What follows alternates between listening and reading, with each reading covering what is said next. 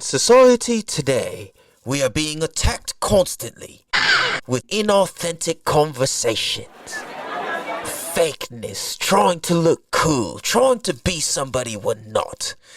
That is why the Damn Dude podcast is here to have the authentic conversations that need to be had in a way that will make you think and say, Damn Dude.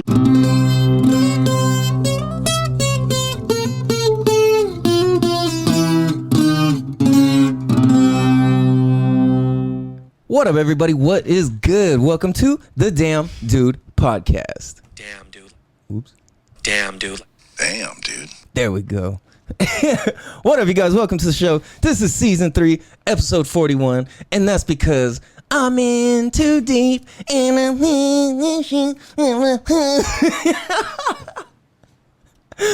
Welcome to the show. This is the Damn Dude podcast, where we have the conversations that need to be had in a way that'll make you think and say, damn, dude. Damn Dude. This show exists to help educate, entertain, and make an impact on the different contexts and perspectives that we have in life. Because I truly believe that the more access we have to different contexts, wow, I'm going a million miles an hour today. I truly believe that the more access we have to different contexts and perspectives, the easier, doper, smoother, and just flat out cooler life is. You dig?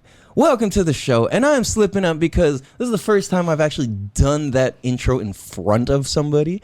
And who is that somebody? Who's that somebody? Who do we have here today? We've got a very, very, very, very special guest in the house. We've got the beautiful, the one and only, the goddess from the Goddess Council. Oh my gosh. We got my sweet baby. With a stick of butter. With a stick of butter, baby. We got my lady in the house, but she's way more than that. We got Meg in the house. I call her Mingo. And let's just start this off by saying, who are you? Who am I? Well, hello. My name is Meg. Informally Mingo. I am a teacher. I teach 3-year-olds. And I'm a mom. And shit. Just fucking going with life, I guess. Okay, cool. Yeah. For sure. I was going to say, because you are somebody who's been listening to the show for a long time, yes, let's let people in on a secret, not even plan on going here, which is that she is the topic plug. Damn Dude. Yo. I didn't know you were gonna do that. I didn't know I was gonna do that either. Okay. Hold on a second. Did I plug you into like a weird mic? Say something. Hi. Say it again. Hello. Oh shit! I plugged you. No wonder, dude. Okay, I don't know what's going on. I'm figuring shit out because I haven't used these features in a hot minute. So are we good? I think so. Okay. Yeah. Okay. So you're the topic plug. Dun dun dun. Always was. What's your take on this show? Damn. What's my take on it? Well, I would say who it's for is for anyone who is willing to look deeper inside themselves and look at different perspectives.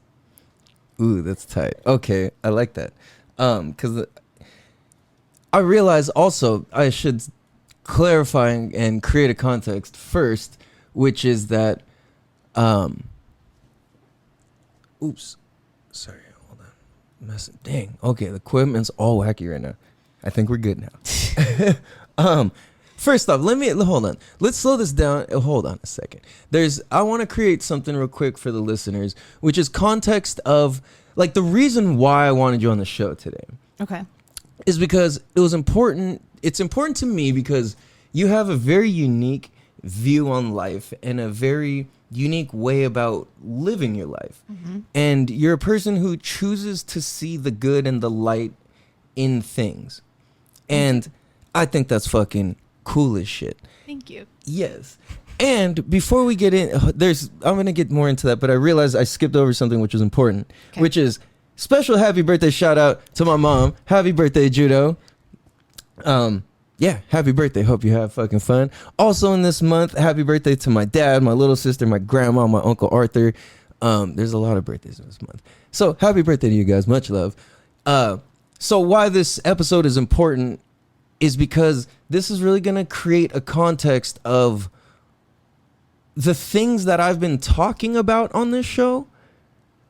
Like, you are a deep listener of this show, and you still listen to it even though we're together, which is funny because it's like, damn, usually you start, I don't know, it's like, I've heard all this shit, but it's like, your perspective is very unique because you're observing the whole process. You've been there seeing me fall apart, all the stuff I shared on the show. I've seen you go through some crazy shit, and like us just being real as fuck and like not trauma bonding, but like coming together out of like a different source and a different context.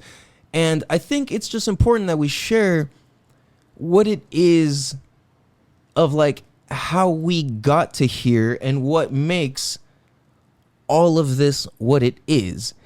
And I think having, especially, dude, and you're the first female guest. I am. Yeah. Mhm. So That's sick. yeah, which my mom's probably like, "What the fuck, bro?" I know, she's over there. She's like, "What the fuck?" You will just wait. The time will be exactly right.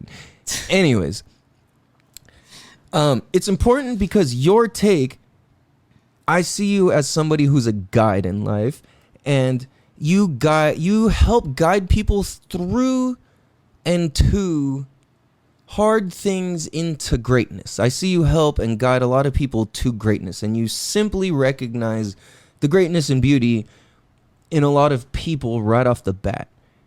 And I think that's cool. So Thank you. yeah.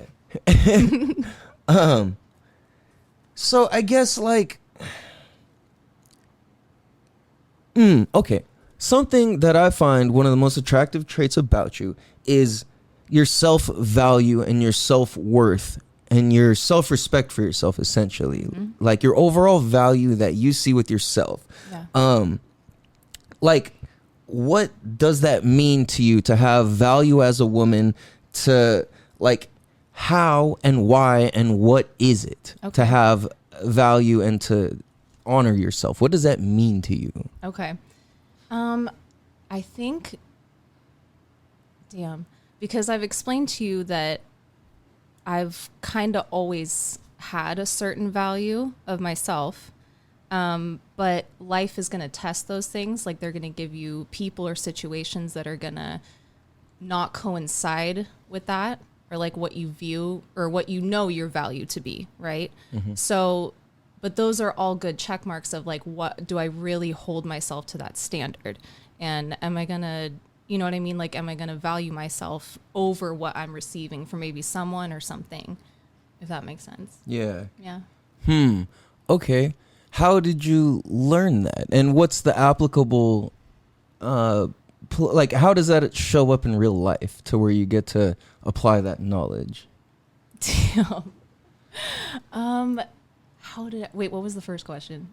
Sorry, I just said a lot. No, it's okay. Tell me the first one. Fuck, what was it? It was like, shit. It just kind of came out really fast. Yeah.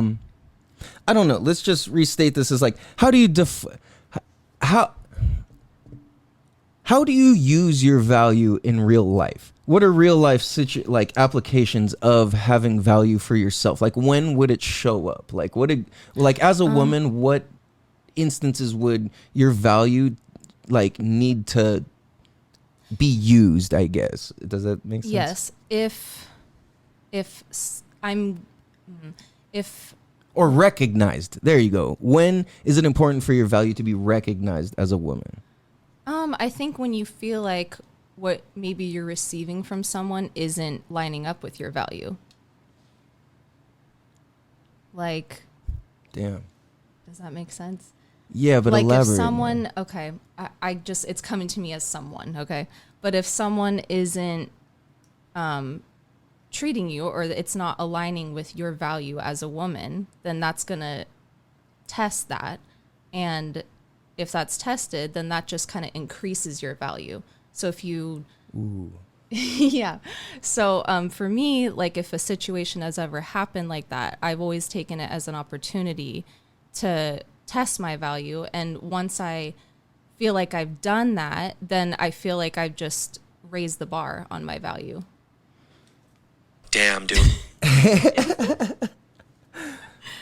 Okay, damn. Okay. So like and it's funny because I realized I'm like, it's weird talking to like in this manner because it's kind of like I'm trying to like it's different than just our casual. I mean, well, it's not necessarily different. It's like the same topics and stuff. No, we still talk like but this. Because it's like kind of structured in a degree. Yeah. It's like I don't know. It's just it's interesting because I'm catching myself coming from a very like blunt man perspective, almost on purpose a little bit to kind of like throw some ignorance at it to like invoke it a little more. Yeah. Like, No, I get you. I feel that, by the way. So I'm like, whoa, what is that? And I realized, see, I think this is like the key to value, like right there, for you to feel that and you to not get wrapped up in creating and making some story about me. You allow me to be me. Yes. And you allow you to, you know, be you and have your own perspective. And it's okay, I think that's a key to having value too, is being okay with yourself. If you're not okay with yourself, you're not going to have a standard or value, because anything that anybody does or says, you're going to wrap yourself up in that. Or it's easy to. Yeah, no, for sure.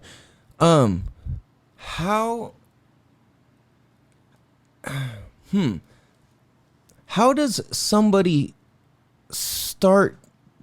How do you think somebody starts deepening their journey and relationship with their own value and their own personal self-worth? Like what?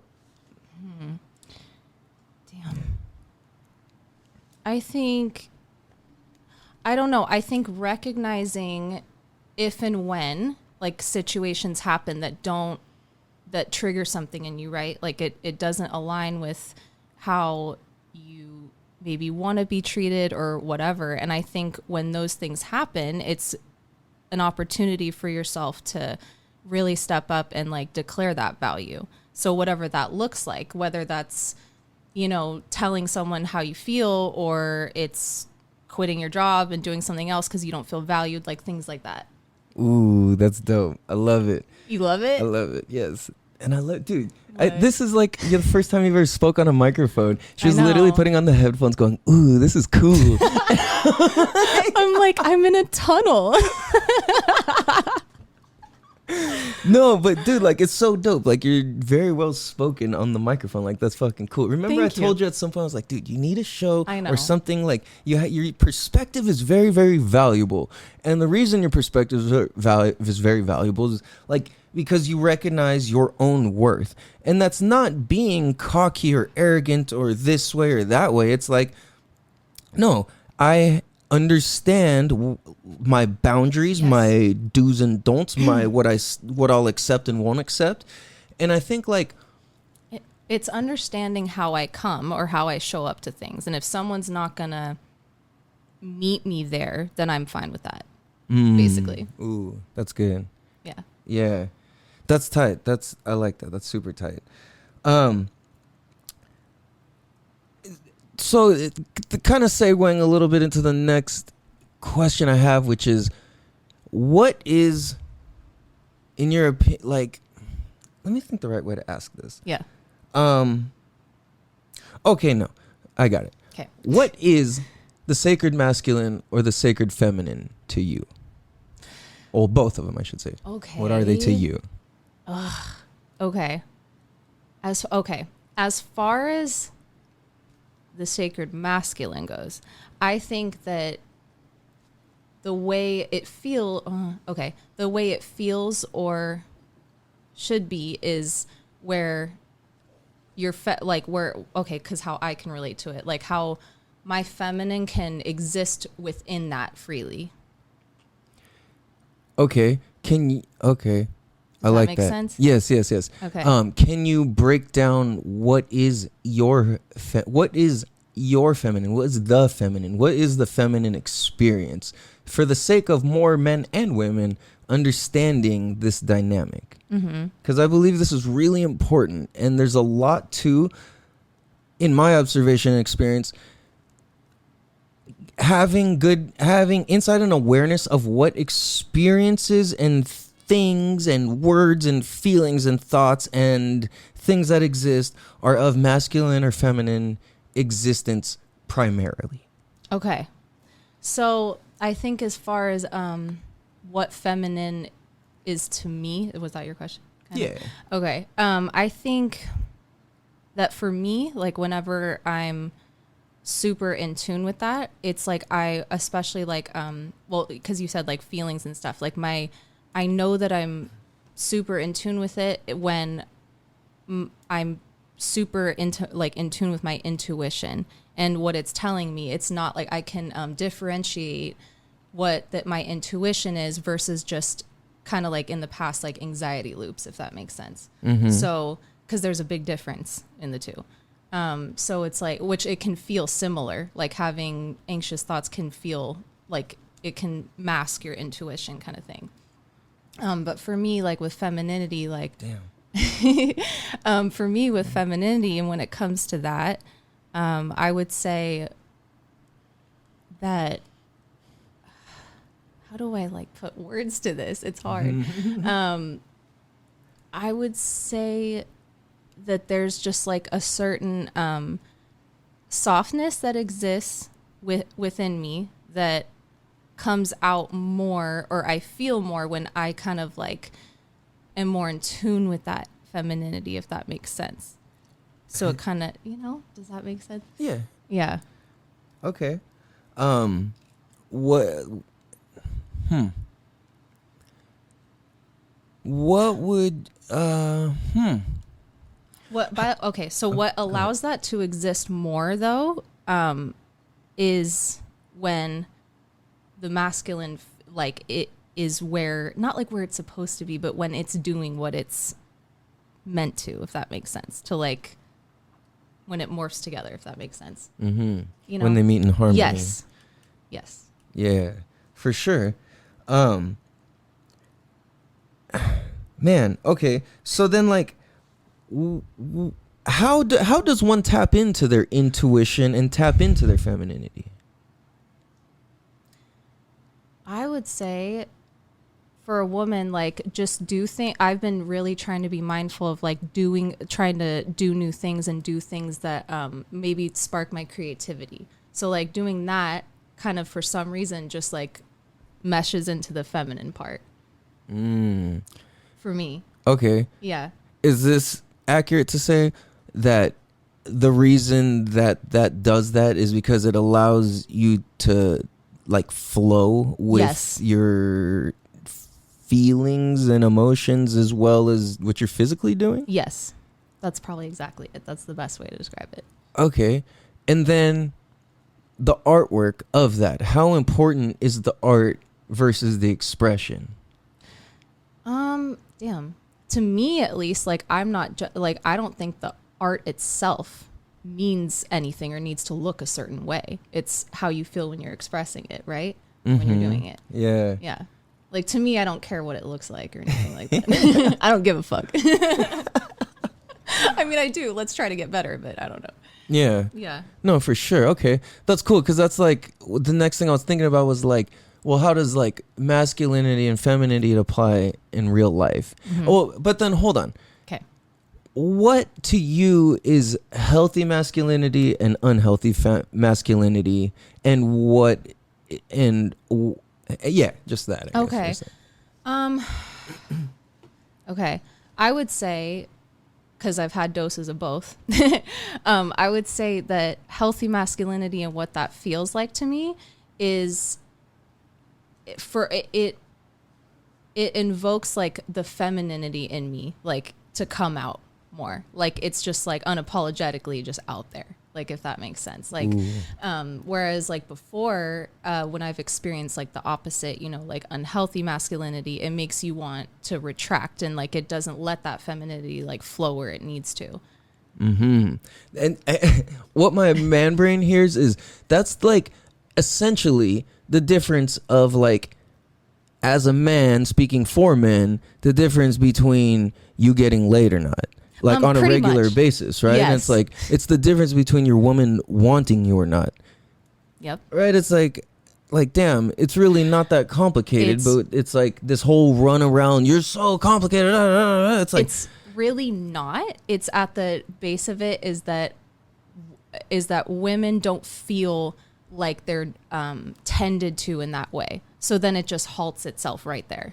So then how does a man start doing this? Because it's going to take a long time to undo bad habits and learn new things and all of that. Right. So like, where do you think a man would start? He needs to look inward on himself, and he needs to heal whatever, you know, wounds or whatever is present there, so that he can meet the woman where she needs, you know, where she is or whatever, you know, for sure. Because if a man is showing up like that consistently, then there's things that are unhealed, or things that are, you know, just keep kind of repeating themselves. So to me, I would say like that falls back on the man to do that work, and then he could try and start, you know, trying to meet the woman where she's at, you know? What about for women? Yeah. How do women meet an evolved man who's been doing this work at that level?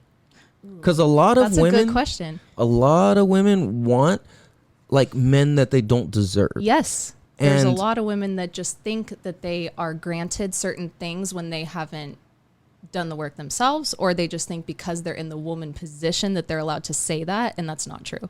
Right. It's like having a pretty face and a nice ass doesn't mean nothing like after to a certain limit, and like Well, okay, to an evolved man it doesn't matter. right, That exactly. doesn't It's like you can't woo me with No. shaking your fucking backside, woman. Backside.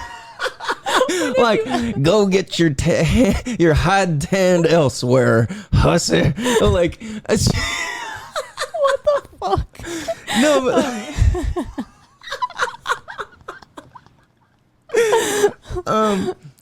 no, but no, it's funny though. Like, I don't know, man. It's just a trip. Like, I see so many people confused, and this is the thing is like, we're not coming from a conversation like we got the shit mastered. This is just shit that like we've been observing and are learning for ourselves, and like figure out, okay, well, how do we end up in a position that we want to be in, and now we're in a position that we want to be in. So it's like, okay, what is it that creates this, right? Like that's what this conversation is. Right. I think it's just too like we're what the baseline is for that is like awareness, right? Like being aware that you want to work on those things, or being aware that there is like so much deeper than just I don't know, like the typical shit that men and women fight about, like she's mad about this, he's mad about that. It's so much deeper than that typically. So much deeper, I might add, on a individual level, not blame for the other person Yes. level. Yes. It's like to be able to take responsibility for yourself not being triggered by another person's upset. Yes. Damn, dude. Definitely. Right? Yeah. Okay, so with all that being said, leads to my next thing, which is, to you, what's your distinction between spirituality and physical reality? Okay. Spirituality okay.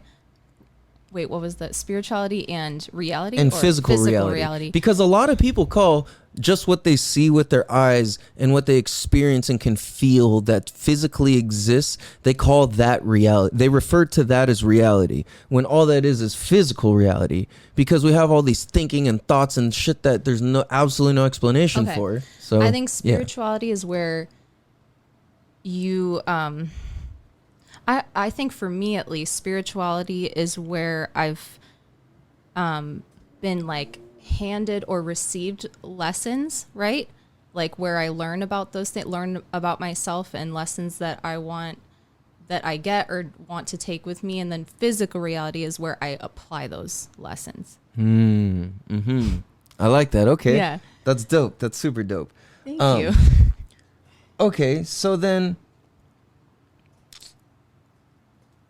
let me think about how I want to state this. Okay. I talk about ceremony a lot. To you, what is your opinion and observation of what ceremony is?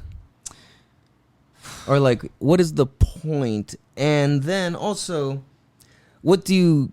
Yeah. What do you think that is? Okay.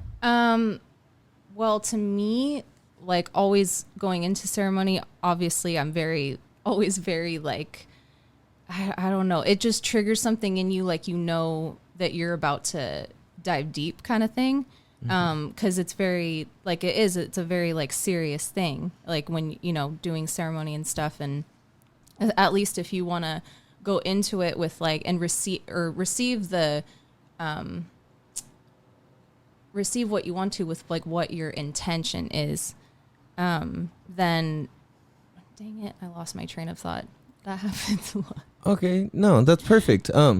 That's good. No, that's exactly it. Like that's perfectly said. It's like what your intent, like going in and receiving what your intention is. Now, which leads me to my next thing is like, well, how do you explain this to people in a way where it's like, for those who think this type of talk is crazy as fuck and like, weird, yeah. Yeah, that's like something that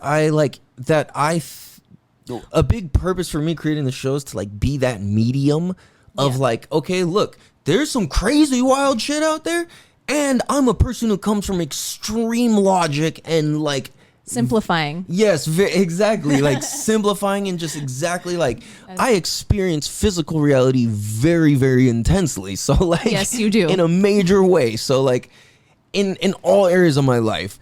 So I'm also allowing myself to connect with my spirituality, which is like my connection to where I believe that prayers go, and my connection to where I believe that thinking comes from and goes to, and ideas come from, and all of these things that are like seemingly unexplainable. But the truth is like there's a lot of people who've mapped out the spirit world, you can say, the same way that people have mapped out the fucking jungle.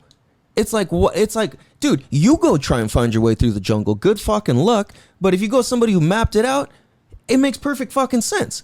Okay, go try and do some spiritual shit by your fucking self with no guidance or instruction or anything. Like, you don't know what you're going to get yourself into. You're going to end up as a very lost and confused individual with your thoughts versus your spirituality versus your physical reality. So I think you said it. You said it like, and then it stuck with me. But what I say to people about ceremony is like, it really is like a deep conversation with yourself. Like what the shit that you're not willing, but that seems terrifying in reality to deal with. Like that's what that is for, is like unearthing all those things or any hesitations you have or any, what is the word I'm thinking of? Like resistance. That was the word. Any resistance that you have, that's something telling you need to dive deeper into that. Ooh. Damn, dude. I like that. That's good. Thanks. Because it's exactly what you resist. Like what you resist persists, and that's why that saying exists, and that's why the shit's so deep. Is because there's a whole lot of truth to that shit, and that'll keep coming up for you. Yeah, exactly. And that's the thing is like, I think that a lot of us are responding to our like higher self, our spiritual calling, whatever, spiritual awakening, whatever you want to call it, right? You can call it whatever the fuck you want. You can, whatever fits, right? And like, it's always, you're always able to go deeper into things, and there's always people who know more about shit you've already thought about. So like, that's the thing, is like everything we think about and all the experiences we experience aren't even original. Like everybody just feels pain, everybody just feels sadness. Like yeah, some they experience physical reality way gnarlier and stuff, and like getting beat hurts worse than not getting beat. But it's like the mental pain that you receive from anything, it's like, how do you measure that depth? So I think what's interesting is like when you practice going inward with your thoughts, and what does it even mean to go inward? Oh, Go what ahead. you told me Yeah. the last time we did ceremony is because I was kind of like a huge fucking mess, which happens.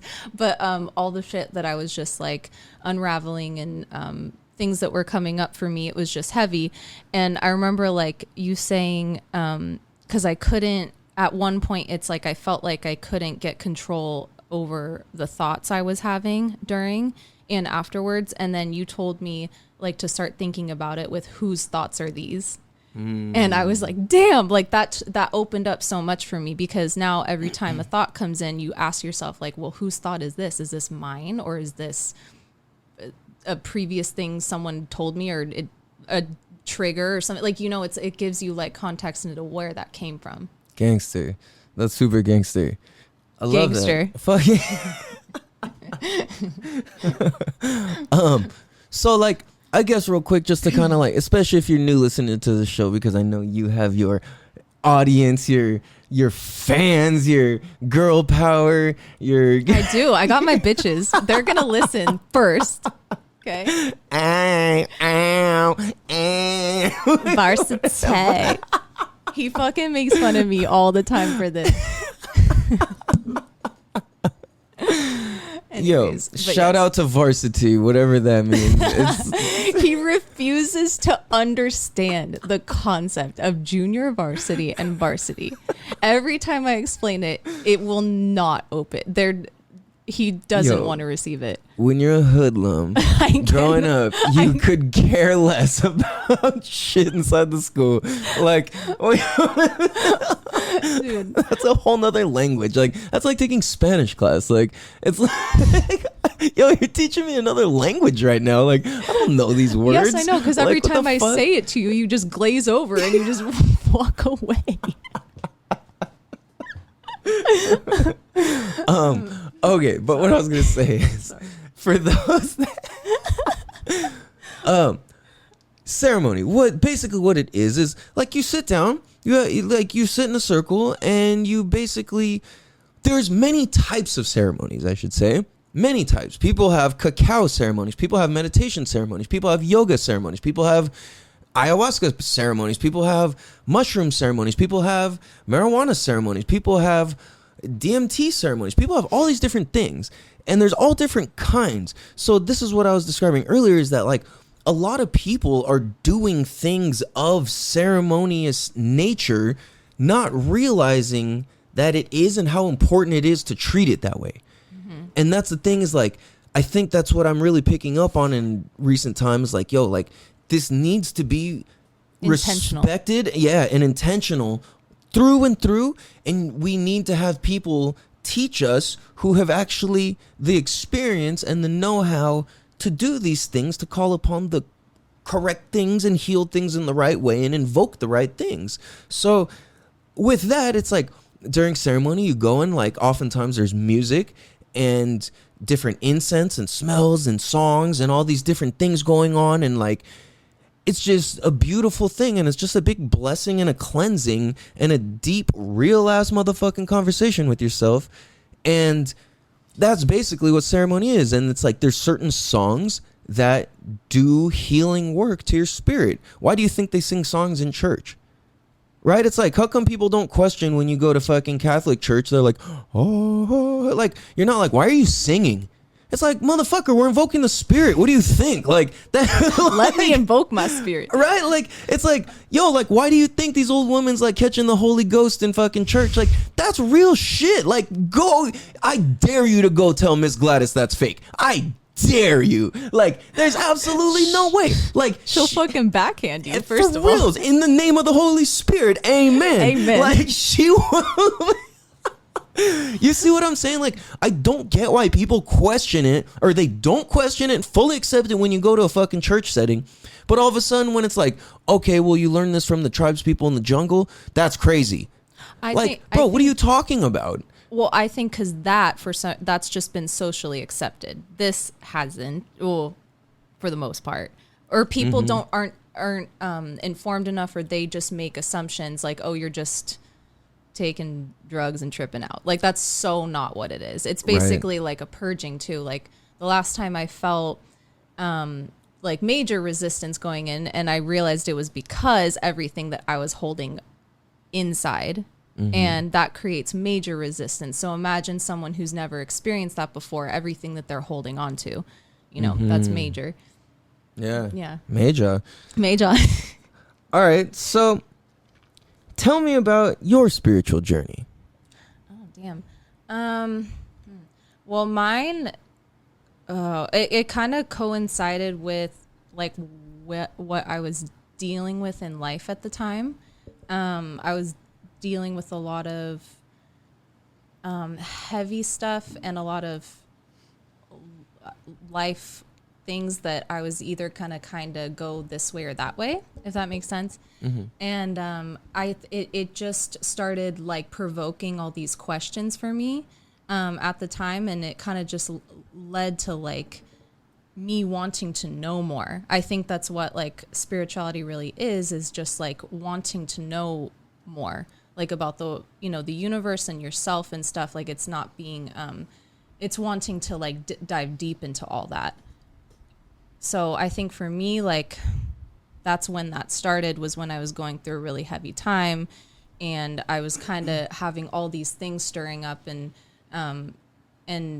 spirituality, like, it was like a funnel for it or something. Like, it like was placing like all the questions I had and all these things that I was like couldn't get myself in order. Like, it was that for me. Like, it was able to it was giving me the space to like dive into myself with the heaviness that was going on. So yeah, like, for me, that's when that started. Was what kind of led me there, was a heavy time, basically. At what point did you start interpreting things amongst a hard time as spirituality? Like, what started providing a spiritual context for you?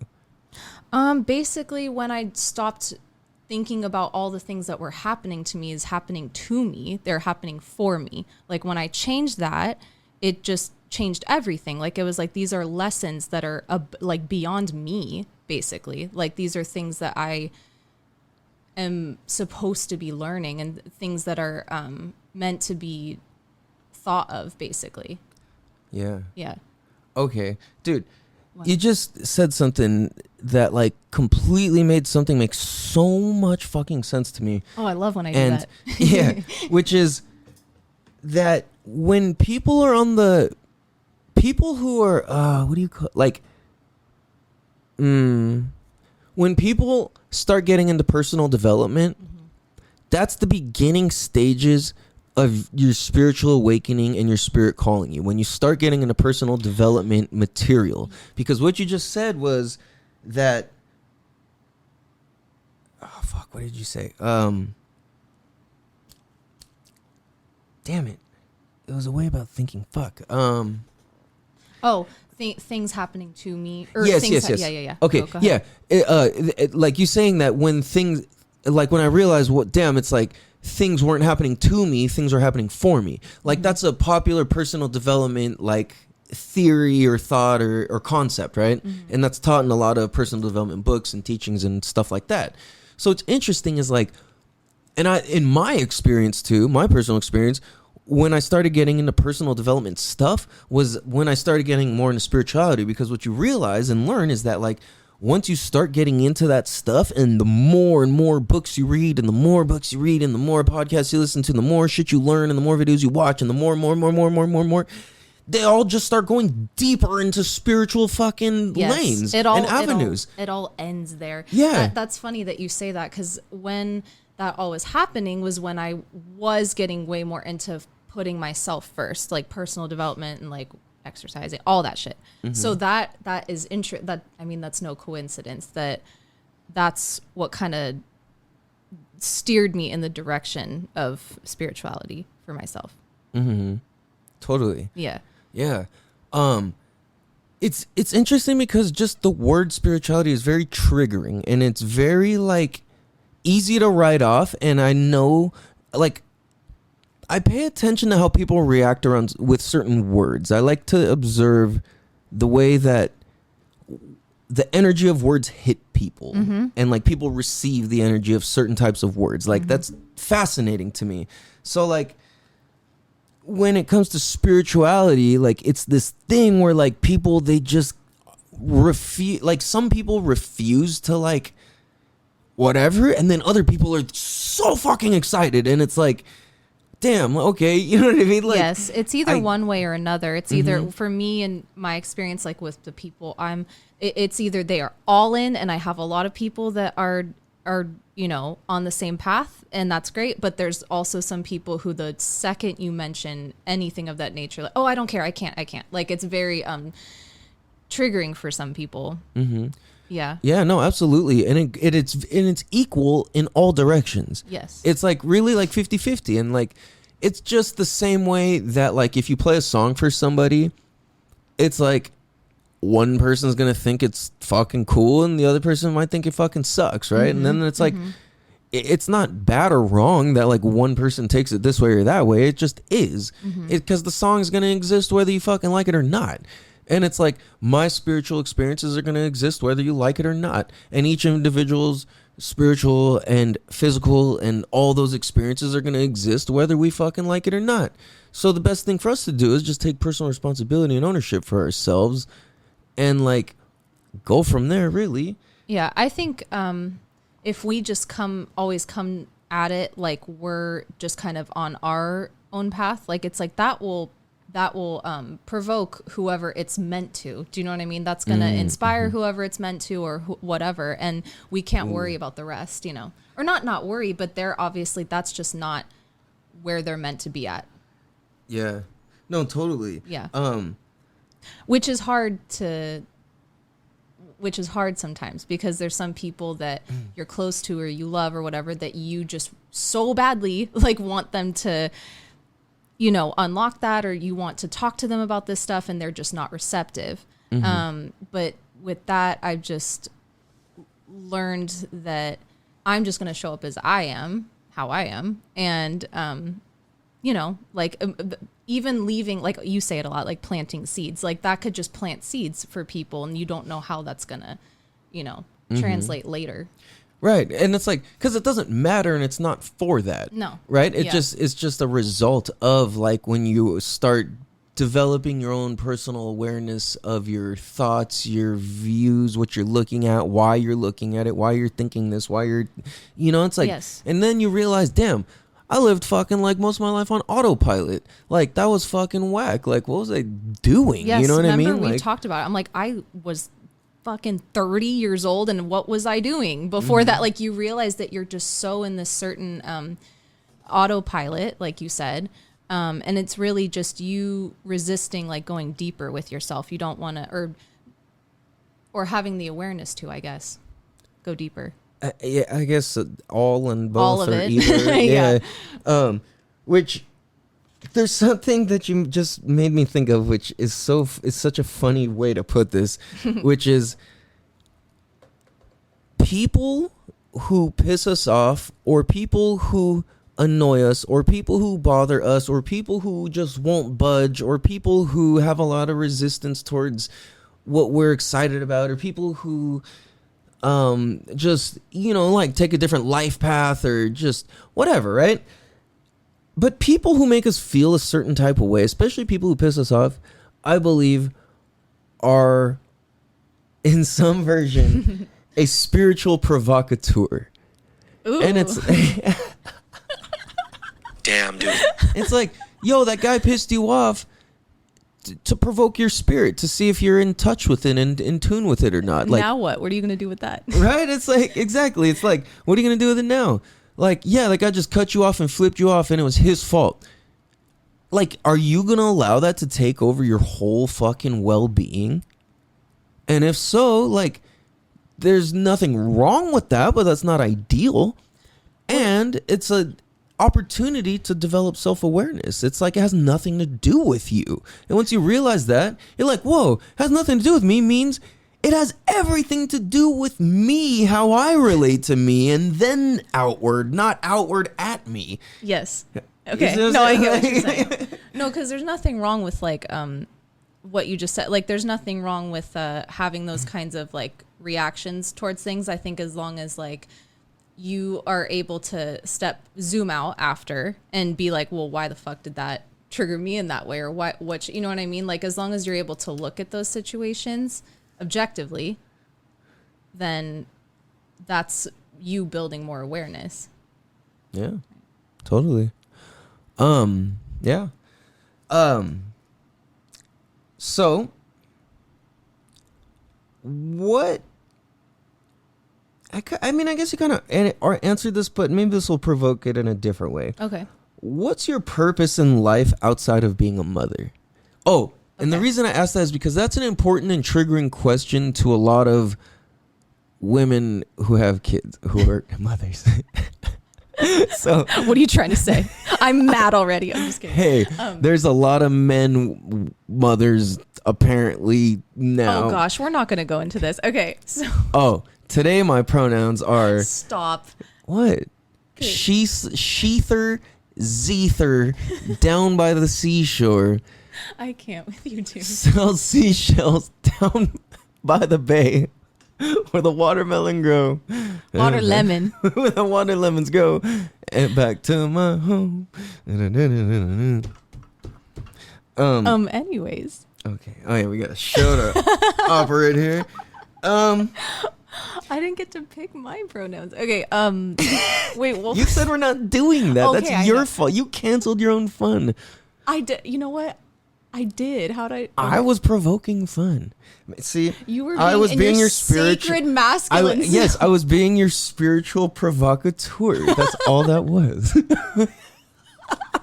I'm sorry, guys. He doesn't want to lose to Connect Four tonight, so Bro, he's I am really the trying. 12-time world champion of Connect Four. I literally connect 6 every time I connect 4 to win. Like, I don't even fuck around. Like, I connect 6. Okay, I'm that good. Like, it goes diagonal across the entire thing. Like chemtrails in the midday sky.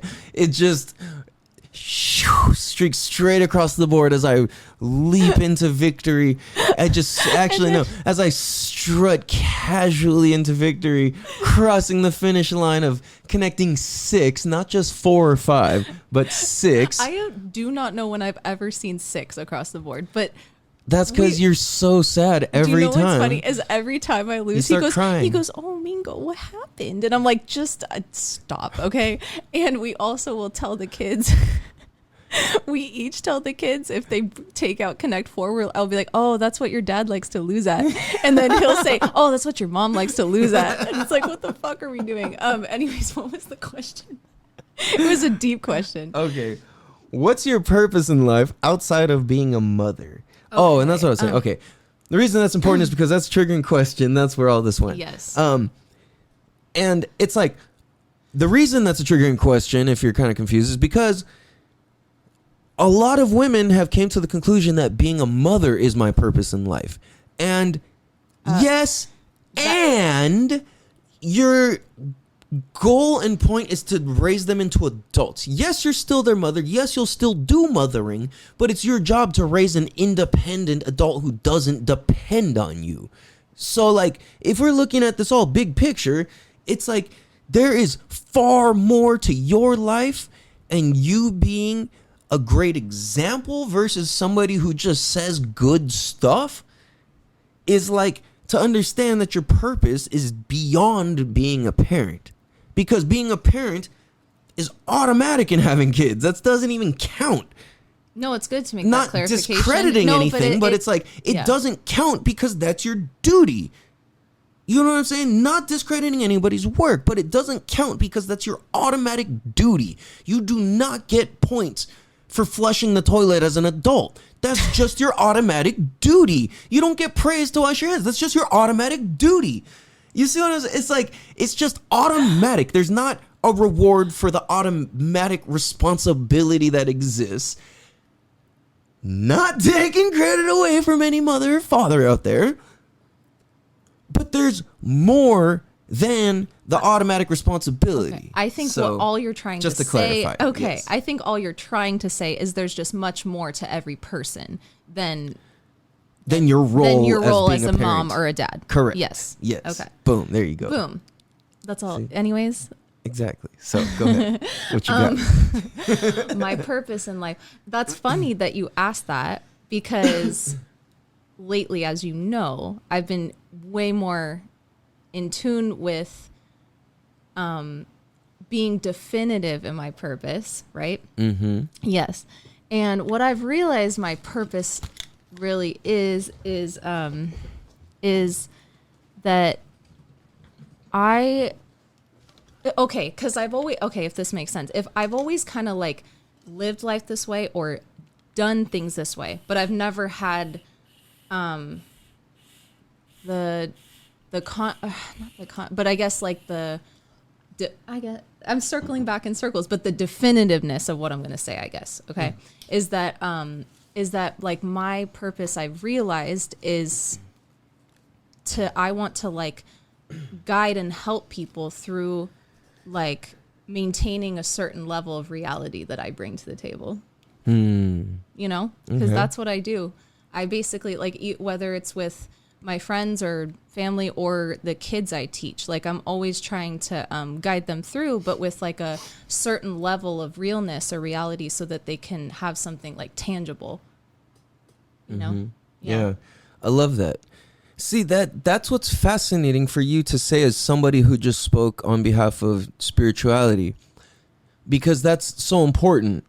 And I think that like I find myself in that role too, where it's like I'm a good medium of making and yourself making sense of spiritual things into a way that's just very realistic for people. And that's kind of like, I realize like the whole purpose of this show, and that's why the show's hard to listen to, or this show you eat it up. It's like, it's either like it's aggravating and it's too much and it's too deep, or it just sounds crazy, or it's like, yo, holy shit, that's exactly what I've been thinking about, observing, seeing, feeling, whatever. Like, holy shit, there's other people who feel that way. Like, okay, fuck yeah. You know, and it's like, I've listened to podcasts where somebody said one thing and I'm like, oh my goodness, like, I'm not crazy. Like, oh shit. Okay. Holy shit. Okay. You know, and then you just start going deeper and deeper and deeper. I love and that. then it's and like, that's funny. That's why I started listening to your show, is because where I was at in life, I felt fucking crazy with the things that I was thinking or asking, or the things that were coming up for me. And you, like, listening to your show, like, just put that perspective on what I was thinking, or it was making those thoughts seem less everywhere. Like, it was putting not a label on it, but it was just putting it where I could understand it better. Do you know what I mean? Yeah. Yeah. Okay. That's cool.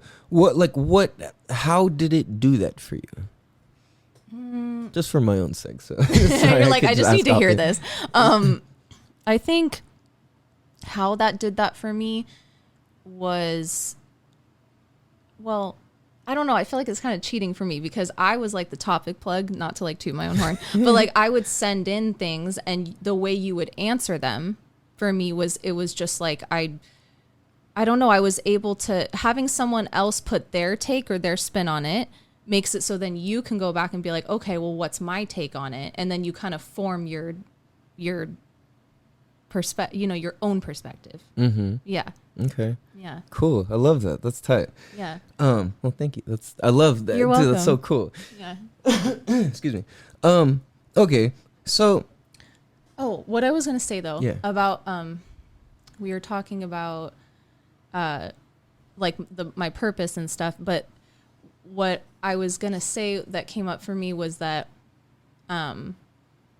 spirituality really is just like being able to kind of tap in or dip into that world and maintain that level of reality, or like things that are tangible. or else if you're just off in outer space, like you're not going to bring back the lessons that you need to if you're not also like grounded in reality at the same time. Ooh, that's good. Yeah. That's really good.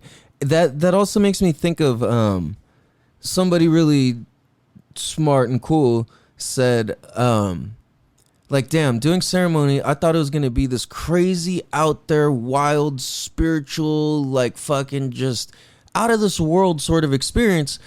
But it was actually just very filled with tangible, real life answers of what to do. Yes. And I'm like, well, yeah, if you know how to like listen correctly and filter through your own bullshit in a way where you're able to like receive the blessings of universal wisdom and the source of knowledge and all ideas and everything that makes anything possible, like yeah, holy shit, that's exactly it, you know? Like, well, and the point of doing ceremonies or anything, you should not go into it just wanting to trip out or feel a certain way, because I promise you that like the medicine's going to do not that for you. Yeah. Like that's what it's trying to teach you, is that you cannot go into it with any expectations, or intention is different than expectations. Yes. Yeah. Absolutely. Yeah. The medicine will teach what the medicine needs to teach. Mm-hmm.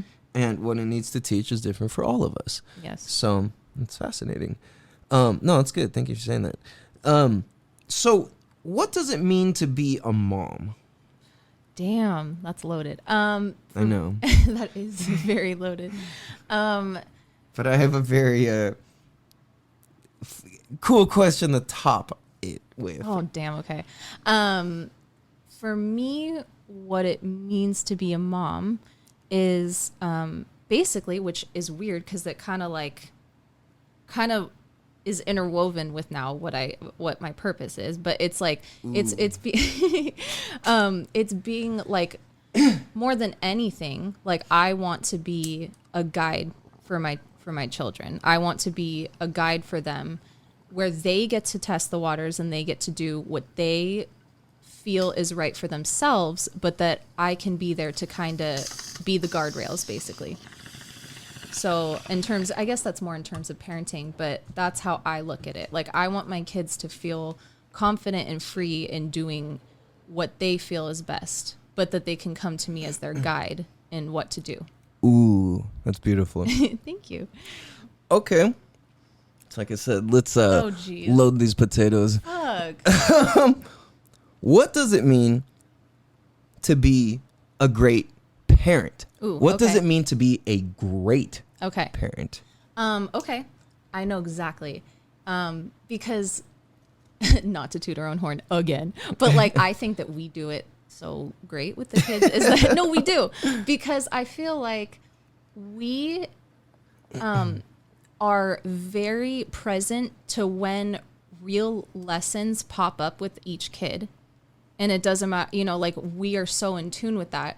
And I think all that is being present to your kids and what lessons you need to be privy to at that time. Like you need to be present to that, because if you're not, you're missing it. You're missing an opportunity to teach them where you can keep that going and keep that, keep feeding that, like what you just taught them, that could just keep stacking on itself. Whereas if you're missing it and you're not in tune with your kids and you're not paying attention, then you're just basically missing opportunities to grow with them. Ooh, fuck, that's really deep. Like all of that, I need to go and rewind what you said. That was fucking good. Holy shit. Okay. But yeah, I always look at it. That's really good. Yeah, I always look at it because like I had kids when I was 26. So like to me, it's like I am very aware of the fact that I'm growing with them. I don't know everything. I don't, it's like I'm growing with them. I'm not a grown up. Basically, I mean, I am, and I'm an adult. Fuck. No, I'm an adult, but I just mean I am fuck. Are you sure? Yes. Well, you live with me. You tell me.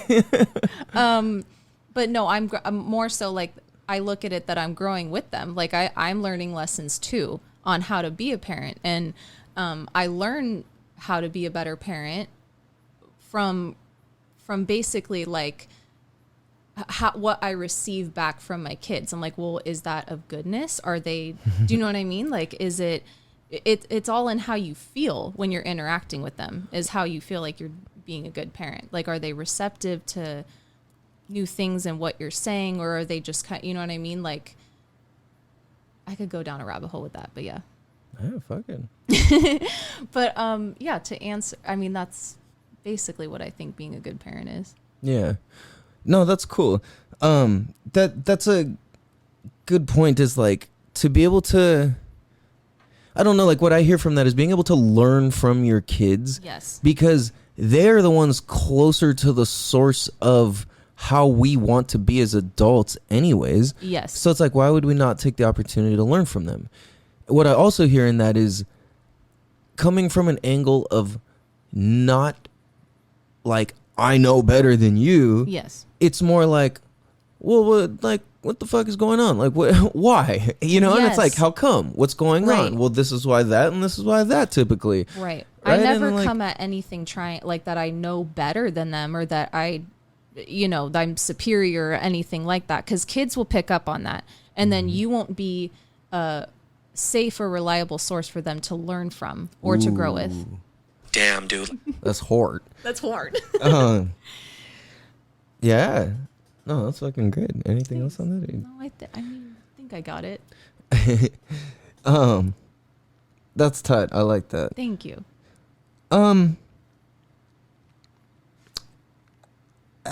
Like this kind of, like it's kind of been explained in a very spread out sort of manner just due to the nature of these questions. Mm-hmm. But directly, what are the elements to your personal fulfillment in life?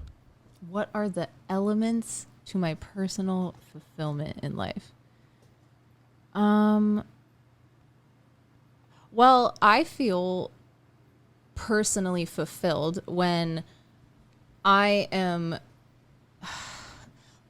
dang, I'm going down a rabbit hole because it's like, I feel personally fulfilled when I'm in my element, but my element is like when I'm getting to be my, dang it, say the question again.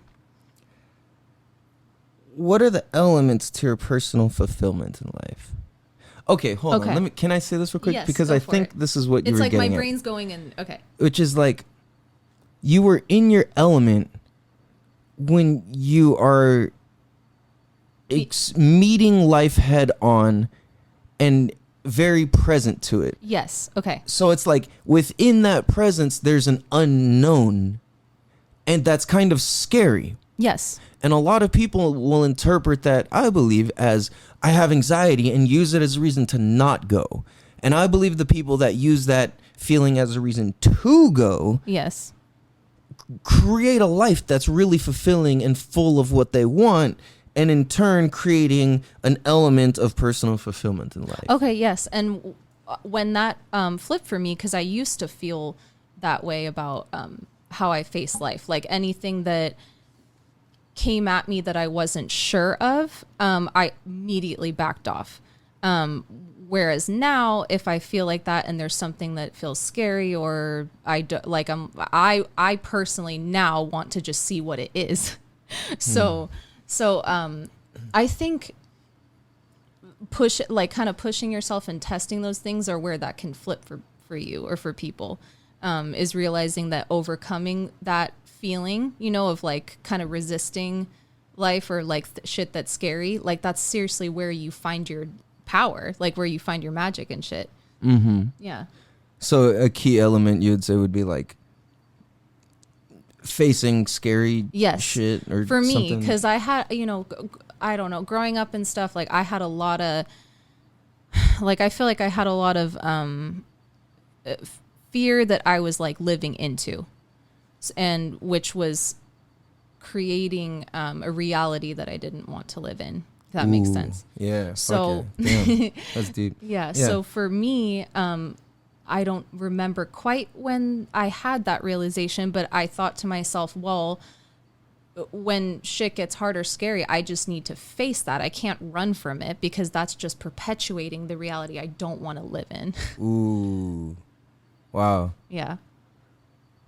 Okay. Damn, that's good. You know, I feel like my key and core elements of like my personal fulfillment in life also are creating as many unknown experiences for myself. Well, maybe not as many as possible, but like lots of them frequently. Like, and that's why I like motorcycling or surfing or like or skateboarding or whatever, because it's like there's always more I can do, and there's always more I can learn, and there's always a new limit I can push, and there's always like this level of unknowing what's around the corner, what the next wave is like, dude, like anybody who surfs or goes to the beach and gets their ass beat by the waves like frequently, like you understand that like you don't have a choice. Like it doesn't matter how fucking good you are, if the wave wants to beat your fucking ass, it's just going to beyond you. Right, like it's just beyond you. And it's like, and there's also the understanding that it's like I can catch the most perfect wave ever. And there's everything in between that, which is usually the reality. It's like the reality of surfing is typically like you go and you have a good time, you catch a few good waves, and that's what it is. You know what I mean? It's not like every time's not the best wave of your life, and every time you don't catch the ass beating of your life. And those things still happen though. And it's worth going and facing the unknown about it every single time because it's a fulfilling experience. I was going to say dipping into that unknown is what fulfills you. Dude, totally. Yeah. And no, I was just going to say like once once that flipped for me, like like I said, I don't remember when exactly that happened, but once that like flipped for me, or I changed the context I had on it, I guess, was that that now it's like, at least for me, now it's like you search for those things. Like you search for shit that's gonna, be unknown or like be scary to you. Cause it like, that's where, I don't know. That's where you just unlock like all that fucking magic that you don't know you have. Totally, dude. That makes me think too, like oftentimes, like I like to have deep conversations, and oftentimes when I get into it with people, they're like, I don't want to go that deep. I don't want to go that far. I'm not ready to do that. Not in this lifetime. I'm not doing that, whatever. And like, it's like, damn, what are you afraid to see and experience? It's like, what's unknown in your mind is just love. But the thing is like, there's a layer of bullshit, and you have to crack all the way through it, because outside of it is love, because you're made of love. You come from love and you will return to love. So just go. Just go. I think the unknown for people, what's funny is that all that is shit they know they're telling themselves. Do you know what I mean? Like it's shit that they know they're telling themselves. That's all that is, really. It's just shit they're not making up in their mind, but that's feeding that fear for them. And what's unknown and what you can uncover about yourself, like that is the coolest shit ever, basically. Yeah, no, totally. Because it's like, if you have a deep, dark, nasty past, it's wise to just start fucking sorting through that shit as soon as possible, because it's only going to take longer and longer the longer you wait. And it's like, you're going to have to repeat those lessons later, over and over or in and another over. lifetime. Exactly. It's just going to keep coming, and like, it's worth facing. So whatever that thing is for you, like, it's just worth facing. Whoever's listening, it's just, whatever that thing is, it's worth letting go of. It's worth taking the leap. You know in your heart what's right. And that's the thing, is like, men, I feel like, don't understand their, like, I don't know, I feel like we understand intuition on a different level than women do. Like, I feel like we understand intuition on a more like reactive physical level. Like, if a ball's flying at your face, like, I'm gonna jump and catch it, like, sort of thing. Like, as where like a woman would have the sense that a ball's flying at her her direction, for right? me, yes, and for me, like I relate to my intuition as like emotional, I guess.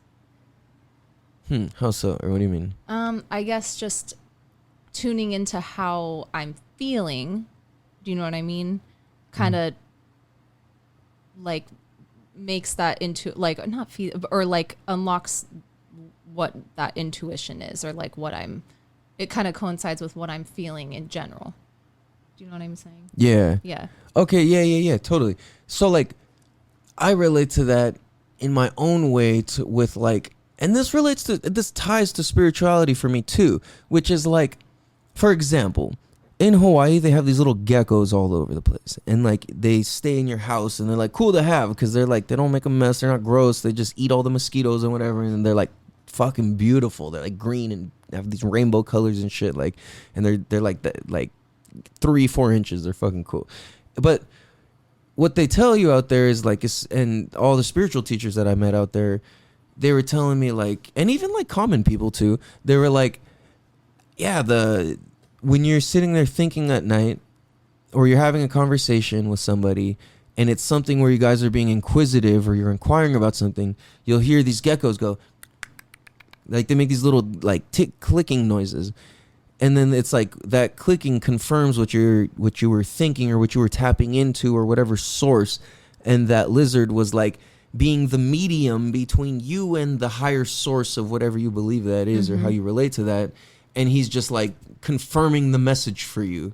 It's like the same way, like, I don't know if you'll be praying or like please something or this or that or whatever, and then all of a sudden you hear like a crow just go by, or a bird, or like a car, like there's a noise happens at the exact same moment that you were just sitting there thinking about something, and it's so beyond a coincidence, like where you're like, oh, what a coincidence, but no, it's really far beyond that. Like I think that's the shit that's important to tune into, that like it's our intuition meeting spirituality meeting reality. It's like all these things lined up.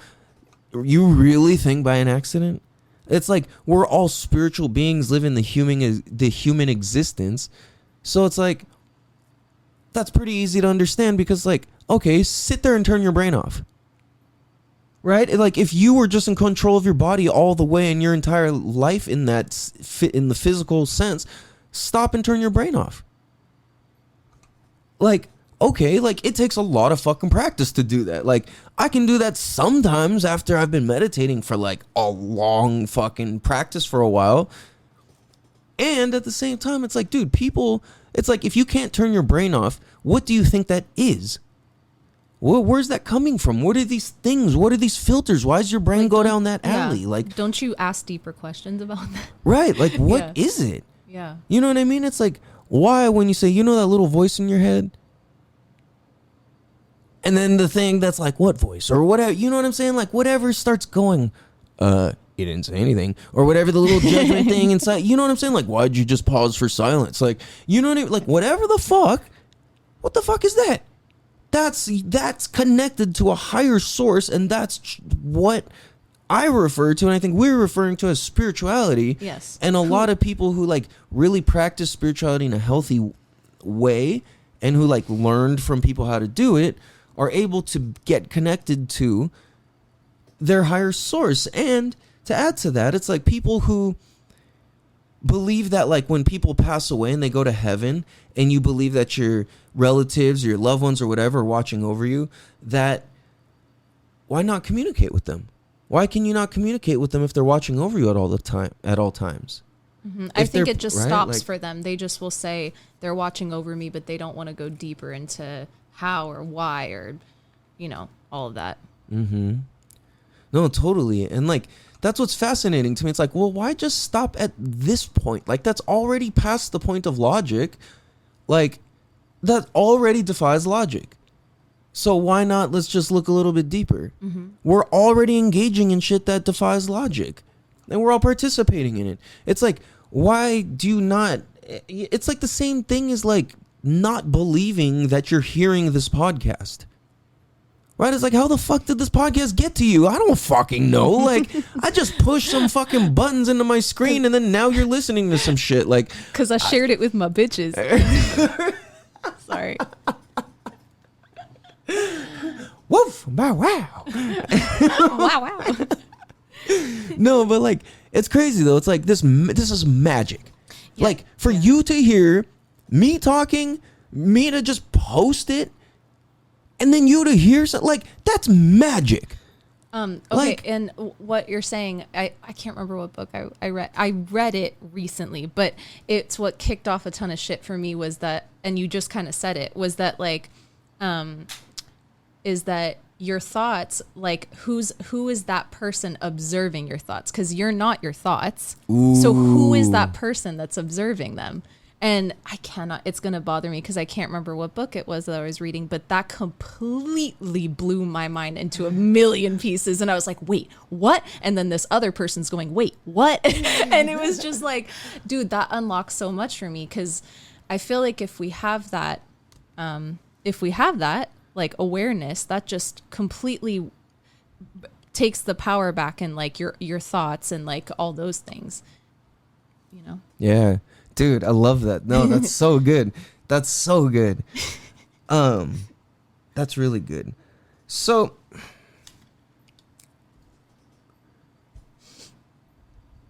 this is like random, but I think important to paint a picture for the sake of creating healthy power amongst women and a healthy context for men to observe in women.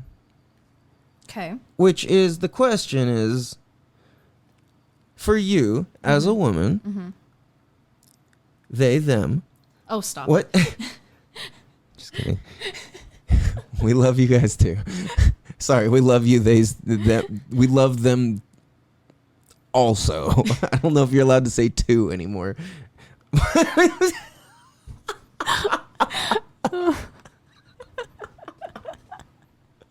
Okay. All jokes aside. Not really, but okay. Question is, Okay. so as a woman, Yes. what do you stand for? What do I stand for? Oh, okay. Besides the kitchen and a sandwich, woman? Oh my goodness. Just Okay. kidding. It's a joke, guys. Don't worry. He's always very grateful when I make him something, okay? He's not demanding it. He's very appreciative. He says it like 1,000 times. I'm like, okay, just take the fucking sandwich. I made it. It's okay that I'm a woman and I made it. Okay. What do I stand for? Okay, I stand for respect. Yes. I stand for, okay, I know beyond a lot of things that I stand for my own value. And I stand for, I stand for, I think a huge thing for me when I'm want to, like anyone who's kind of allowed in my life, like I stand for like people who really are good-hearted and kind. I don't want anyone who has any intention besides that. You know what I mean? Mm-hmm. And I stand for, my kids and shit. Mm-hmm. Yeah. And yeah, I think that's all I got right now. Yeah. No, it's cool. I like that. That's beautiful. I could probably think of more shit. Yeah, whatever if it comes to. Yeah. What does health mean to you? Ooh. Okay. I think for me, why I exercise the way I do and how frequently I do, I guess, is because I see like a direct correlation between how often I do that or my intentions in doing that and the health of like my thoughts. Ooh. So for me, like that's always been the like how I determine like how healthy I am at that moment is, are my thoughts healthy? Is the way I'm speaking to people healthy? Is like my relationships healthy? All that shit has to go. That all has to do with your overall health for me.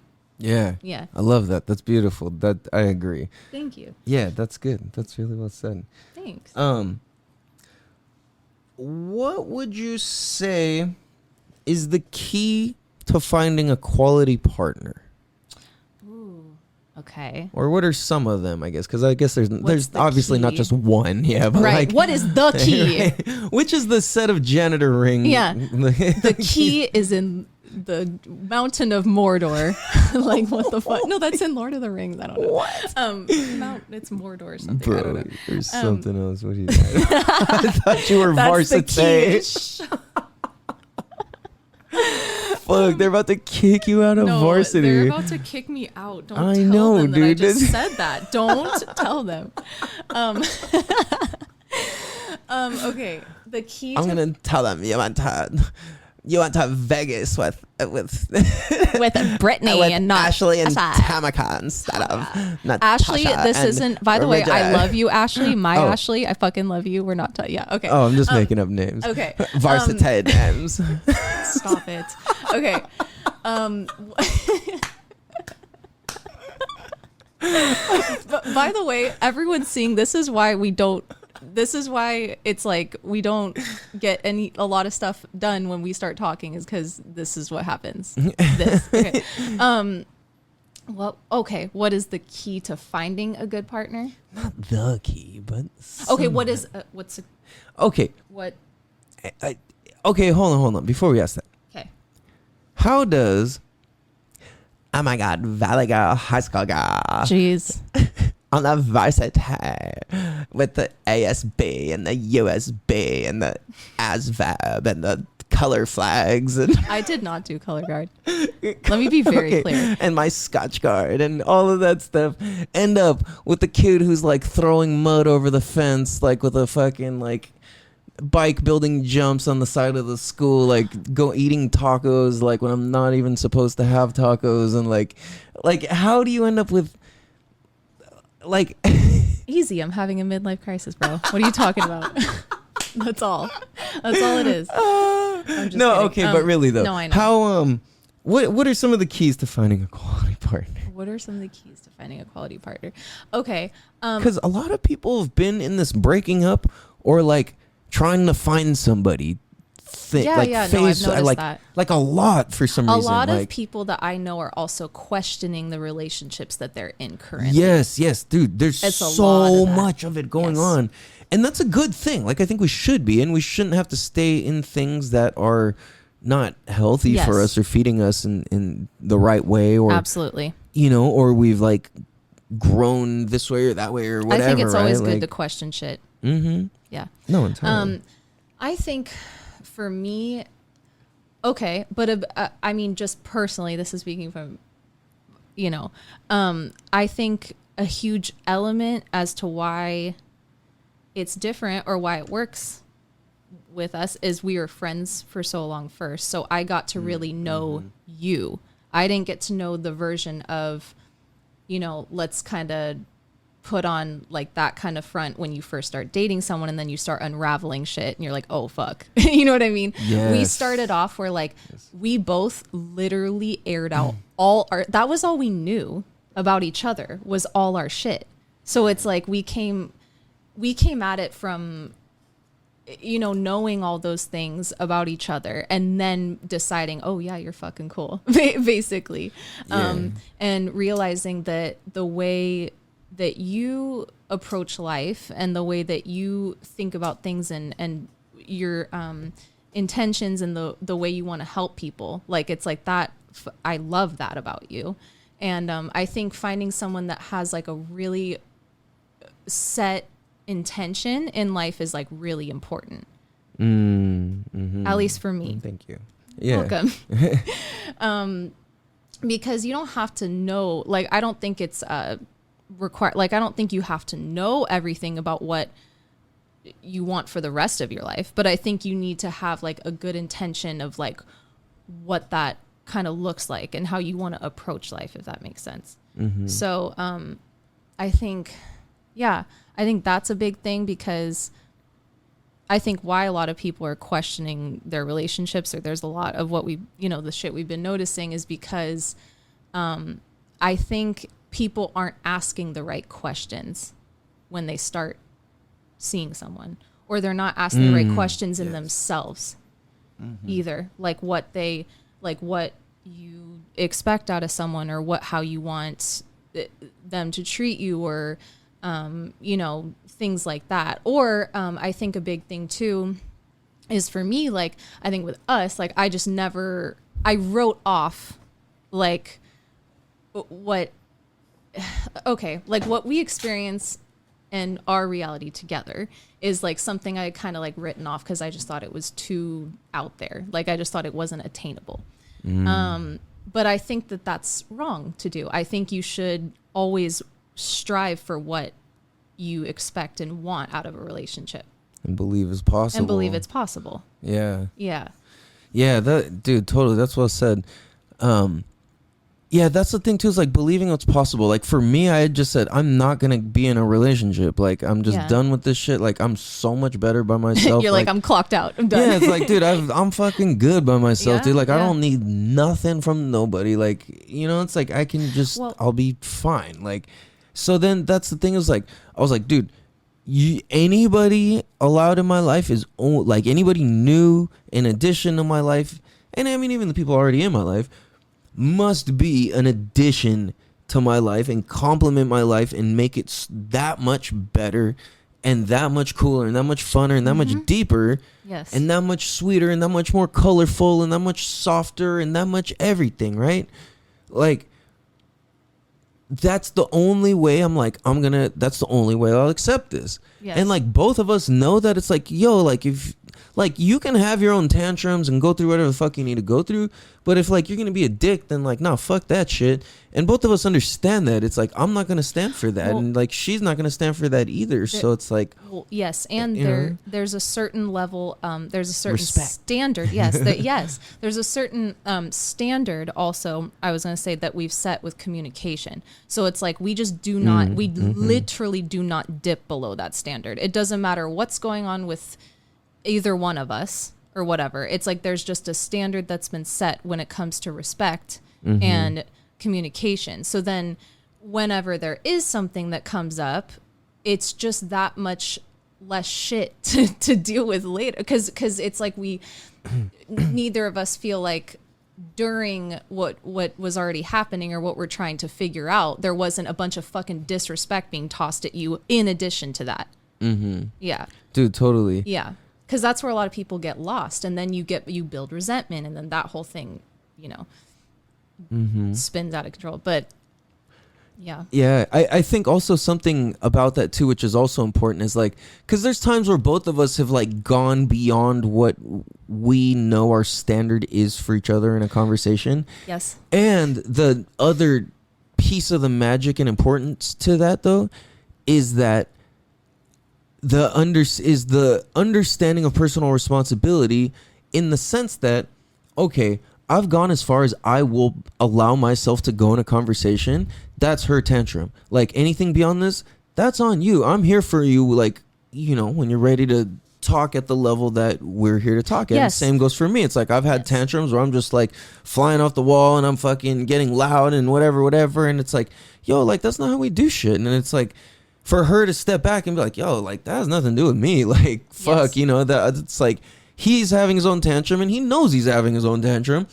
And that's, like, and so that's where it comes down to like personal responsibility and self-awareness again, and how much you've grown your spirituality, because I think the depth of your spirituality equals the ability to bring calmness into your reality when shit goes fucking haywire. Yes, because it absolutely will. And it's unrealistic to think that you're never going to like go beyond certain boundaries. That's why the boundaries are there.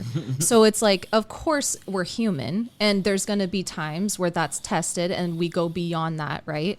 But I think, like you said, what's important is just the other person, like, holding that line, which we do. It's like, even if that happens, which it's going to happen, it's the other person having that ability to like hold that standard and hold that line. So then that's what's being addressed, if that makes sense. Yeah. So it's like, when I have, or whatever, like, thrown a tantrum, it's funny saying it like that, but it's like that's how we really relate to what it. it Yeah, is, we're right? having a Like, tantrum. yeah. But like when I was having like a tantrum and I was trying to like I was like like trying to just like fucking, like it's like it was so no, but it's true. It was so like completely like impactful and necessary that you would not meet me at my tantrum. You seriously said, you're like, I will not meet you there. If you're willing to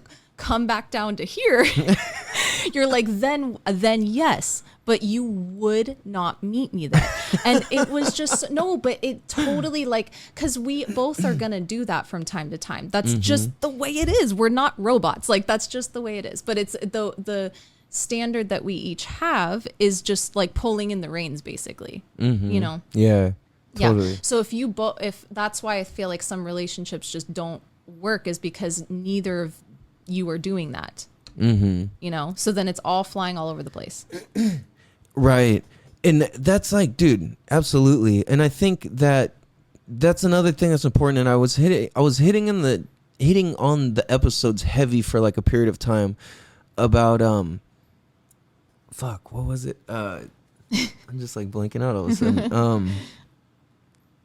Fuck, what did you just last say? Do you remember? I said, like bringing in the other person, like bringing in the reins, basically, like when it comes to holding the standard and stuff. Oh yeah. I think like really like talking about taking personal responsibility for yourself, and it's like when you know how to hold space for yourself and for somebody else, then it's like you can allow somebody else to go through what they need to go through without needing to be caught up and reactive to it, or making it about you. Yeah. So like okay, yes. that's what just Okay. hit me. So like making it about yourself. So like for example, I can't think of it, but it's like whenever that's happened and you've been in the headspace where you're like, you know what I mean, out of the boundary or whatever.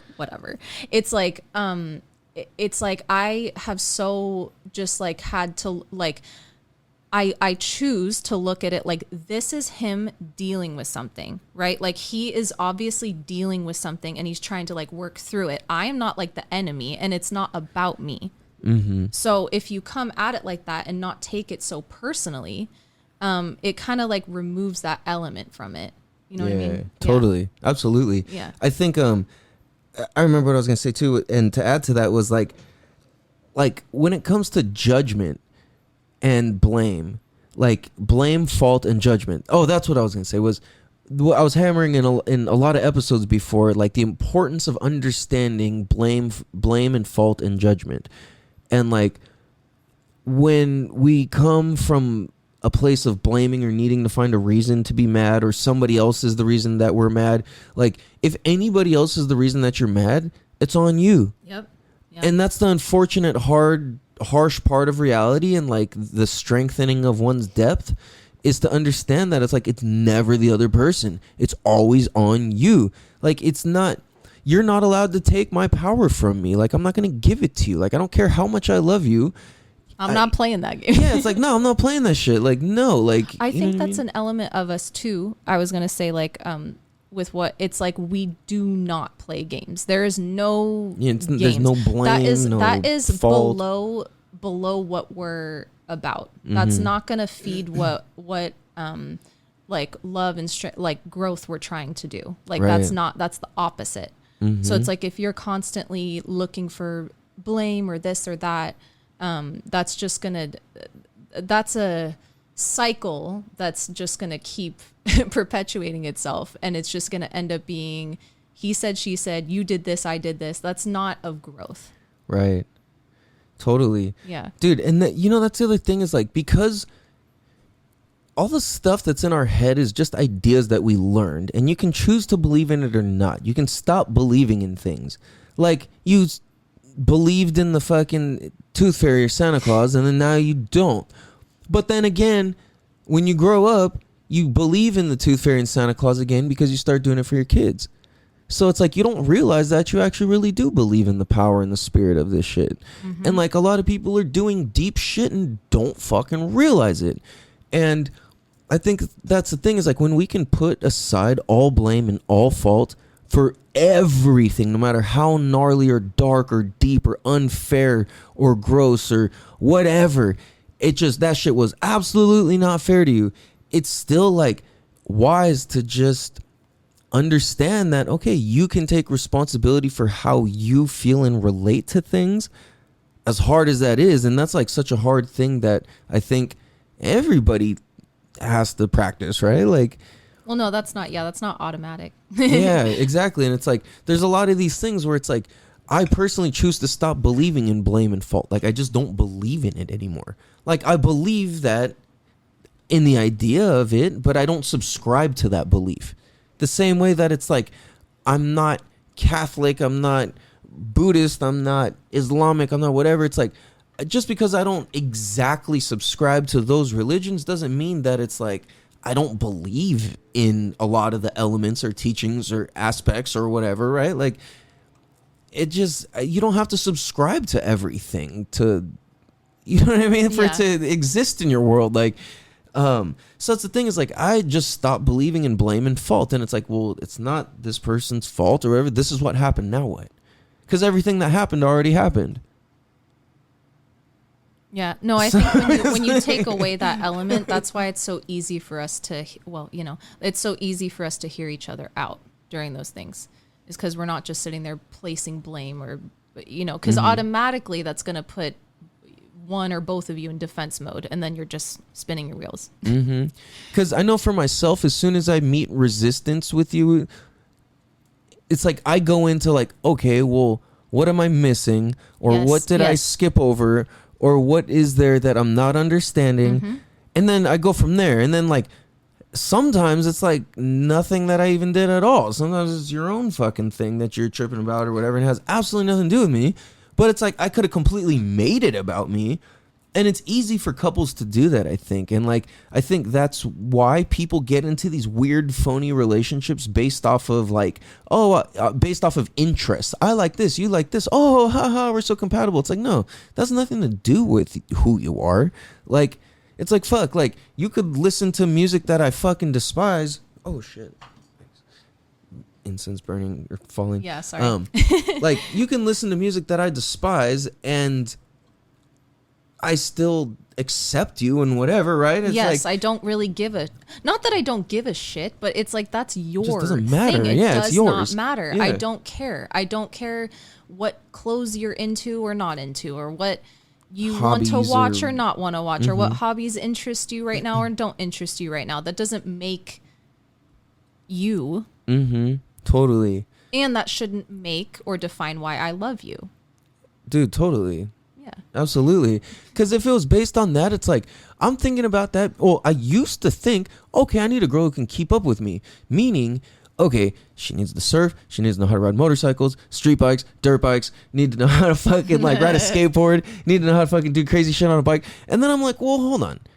That's my shit. That's what I like doing. Like, most dudes don't even like doing all the shit that I like doing. Yeah, why does she need to do all that shit? Yeah, it's like, no, that's my shit. Just, you know, let me do that and we're cool. Like, and I think like, it's like couples don't have to be into the same thing. It's like, there's stuff where you meet in the middle, and that's where what makes a relationship special, I think. It's like, well, let's go create new adventures on our own shit based off of us not having to do with your interests or my interests, because that's a recipe for disaster. It's like, if as a man I want to match all my interests to yours, and I do, then I'm a gay dude. Like, then you're me. Yeah, exactly. It's like, no, like, I might as well become a woman or like just start liking dudes, because that would be the perspective shift, right? Like, yeah. It's like, no, like, what the fuck? So I don't know, man. I think it's like, it's just beautiful to be able to enter a relationship and like a space and communication, like conversation of like openness and personal responsibility. Yes, I think, well, we always say this to each other, but is that it's like, I should be the person, and it's good that it's like, I want you to want to tell me everything. You know what I mean? You don't have to. but I want to like facilitate that. You know what I mean? Like I want you to feel comfortable and open, not where you tell me something and you're met with judgment or resistance or making it about me or whatever. Like it's like that's so not, you know, facilitating like an open space, you know? Totally. Dude, and like, yeah, absolutely. And I think that's like something that's cool is like you and I come home at the end of the day and would rather talk about shit. Yes. Because it's like genuinely exciting as fuck and deep, and it's like of learning and how to be better people and like serve the community and whatever.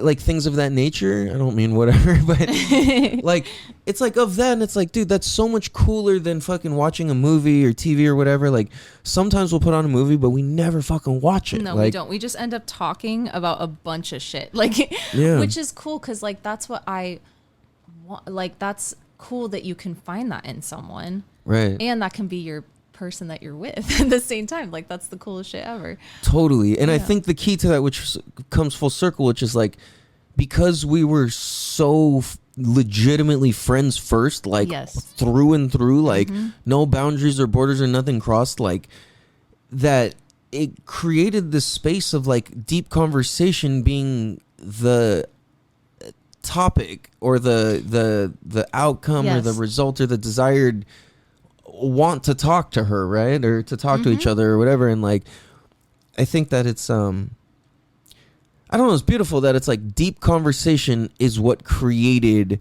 the relationship. And it's like if that's what was attractive with deep conversation, then to keep engaging in that is to keep feeding that.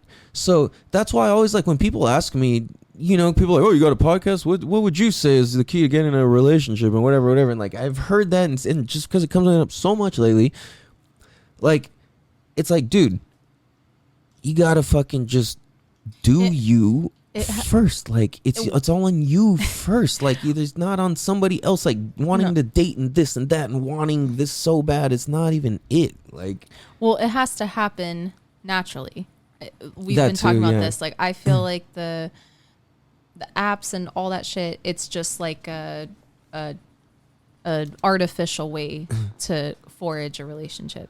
Totally. So like you and I, like we were so fucking friends first that it's like I still look at you like with an element of that, of course. Like you're also always like my fucking friend first, like too, you know, you're my person, but like we're so tight, you know what I mean? So it's like that's so special. You can't create that from just swiping on something. Pictures, like you whatever. can't. Totally.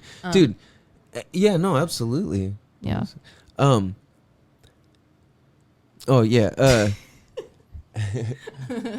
was gonna say, but where I was going with that was that like, also with like the depth of things is that like when you're gonna find a relationship and you want a relationship and you're seeking it to some capacity, because you're like, all right, I'm ready. I'm good with who I am. I'm good with what I'm doing. I don't need to go depend on somebody. I want somebody to be an addition to my life, and this person's an addition to my life.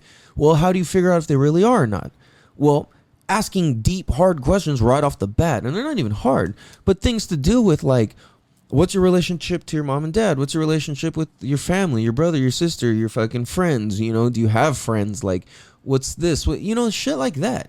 And that's how you find out immediately. And you can tell by the way somebody talks about somebody, the type of person that they are. Because if you fucking sit down and you say, oh, like, what's your relationship like with your family? Oh, fuck my... Blah, blah, blah. It's like... Red flag. Oh, yeah, it's like, no, okay, no thanks. You know, you got some personal stuff you got to heal and handle. And it's like, yeah, maybe your family, they're fucking abusers and this and that, and they are pieces of shit. You don't have to have that be a reason to harness hatred. You can let them go and let them be their own nasty sack of shit and not let it infect your thoughts or your internals or your spirit. I was gonna say, I think a huge you know, like bonus of like having someone end up being your partner after being friends is that we both, which we've mentioned a few times, but like we both got to actually see how both of us handle really hard fucking shit. Like, and how we deal with that, and how we treat people while we're dealing with that, because that's a huge thing. People could be going through shit, which is very understandable, but then they just can't handle it, and then they treat other people like shit. So that is also something that, like, you have to be mindful of, is like, you need to witness someone going through certain things, to see if you want to add to that, Yeah.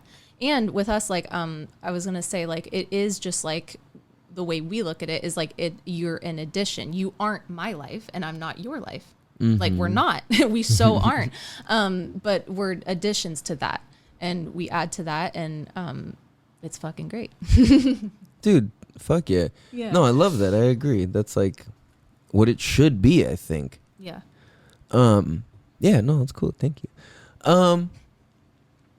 Okay.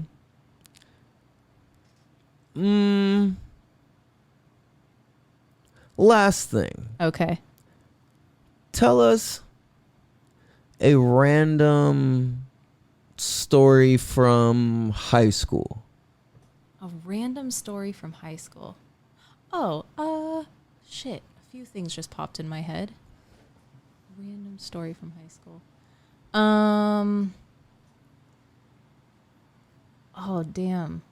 Okay, that one will put someone on blast. I don't want to do that. No, I just can't. I can't do that one. Okay. Well, I think I told you, like, how I have this heart on my hip, how I got that, right? Okay, do you know tattoo. how? Yeah, the tattoo. Tell me. Well, basically at our high school, Poway, I don't know if they still do this or not, but we used to do, like, the seniors, we would do a scavenger hunt night. And it would be like right before graduation, basically. Some Poway shit. Okay. Bunch Anyways, of nerds up there. Sorry, Mecha Town. I was talking. I know Mira Mesa. It's fine. He's gonna lose at some sort of game I later. don't It lose. does. It. You do. I mean, you've done it many times. No. Okay. So anyways, we had the scavenger hunt, like, right before you graduate. Like, it wasn't with the school. It was like we did it. Like, the school did not like that we did this, but we did. So we would do it, like, on a weekend or whatever. And it was like we all met in the, you know what's funny is the school wasn't down with us doing it, and we met in the senior parking lot at our school on the weekend. Like, why were we doing that? Like, that makes no sense. Anyways, so that's fucking stupid. So we met in the senior parking lot, and then we would get the list of things to do, like the scavenger hunt, like what they were. And the team, you had your little teams that you made.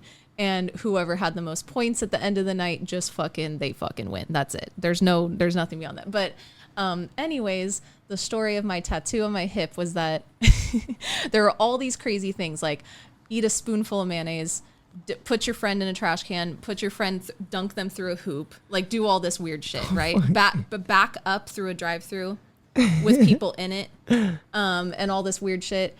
And like swim in Poway Lake, like all this random stuff, and other certain things were like more points. And like one of the higher point things was getting a tattoo. And I was like, okay. And I'm a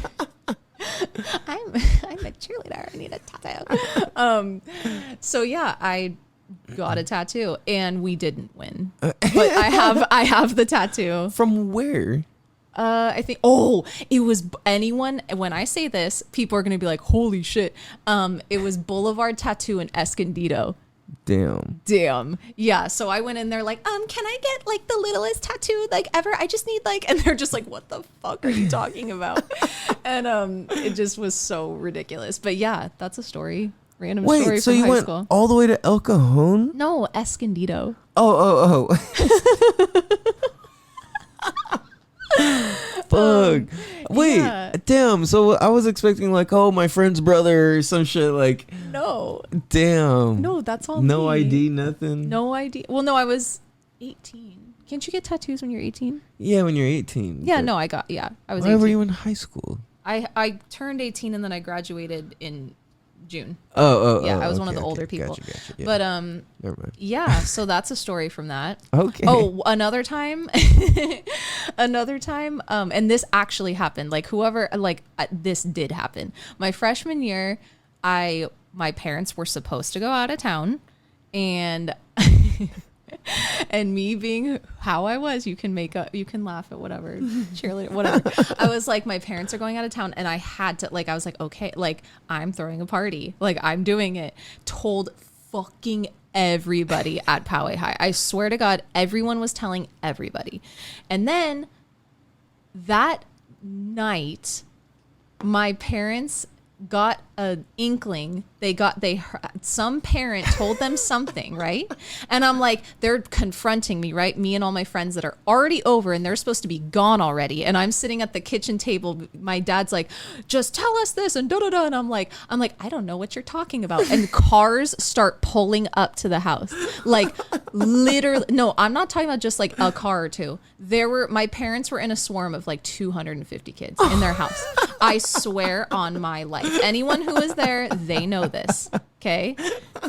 And at that point, they had, like, it was cool because they kind of just went with it for the time being and let me be cool for a minute. And then, shit. yeah, they did. The whole party went on. And then they let the kids leave. Yeah. Fuck. People would have been catching some ass whoopings, dude. There's no fucking way. No, so yeah, there's 2 stories for you. I have more in the vault too. No, that's epic. Shit. Okay, that's fucking epic. I'll throw this in there real quick. I did a full episode on this one time. Okay. I think. But my experience of how I grown up, because I was a little hoodlum Asian Mary Mason kid. Now look who you're with. I know, it's so funny. I was like one of those little thug Asian kids kind of, and like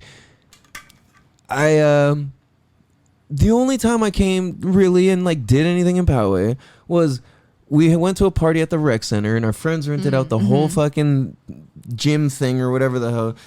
And then all these gangsters showed up. Like, there was like fucking like 4 or 5 different gangs showed up who all didn't get along, and we were like, oh shit. So then fucking we're inside, these fucking 4 Bloods block the door, and they're all waving guns in the air, yelling, blah, blah, blah, blah, and I was like, yo, I'm getting out of here. So I fucking dip out.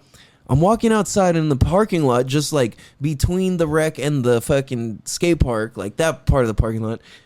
I'm like walking out, and then somebody goes, backs into another car, crash, hits some gangster's car, and there's all these fucking Crips out here.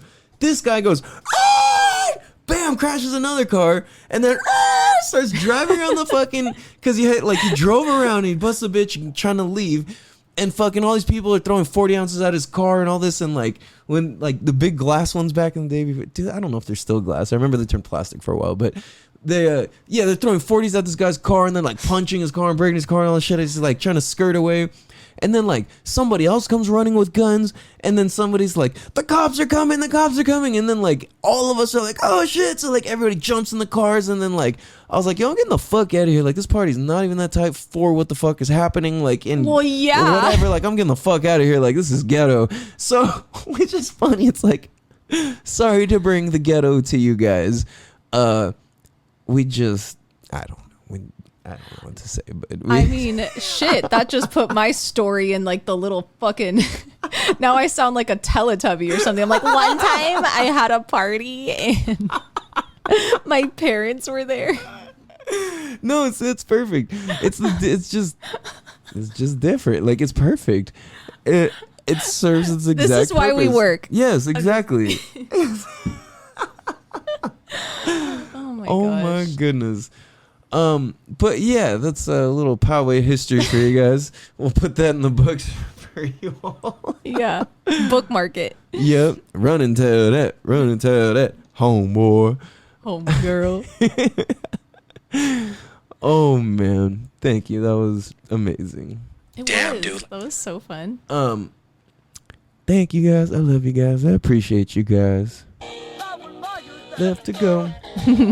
No, Mexico. What a crystalline. I got nothing to hide. Not in my house. Push away. I don't want to hear you. If I knew the words, I'd be singing Nate. I promise. 38. Thought you listened to the show, bruh. I do. Come on, bruh. Oh my goodness. Bruh. brother, bro, my friend, buddy, pal, Buddy, my friend, my buddy. I got my yearly vagina. Oh God. Yes, yearly vagina. My wife gave me yearly vagina. She gave me a baby, and then we're all good. We're all good now. Damn, dude. So, you guys, love you guys. I appreciate you guys. Thank you for tuning in. This is a very special episode. Hope you guys enjoy. And please be sure to tell a friend to tell a friend to tell your best friends, cousins, uncles, pig farming, knuckle fucking, pig thumping, hockey puck, disc golf tossing, boomerang, batarang, Clementine clam chowder expert from the north side of Massachusetts on the east side of Boston about the Damn Dude motherfucking podcast. You dig? I love you guys. I appreciate you guys. This is season 3, episode 40 motherfucking 1. Have a beautiful motherfucking day. Much love. Peace. Boy. Damn, dude. Damn, dude.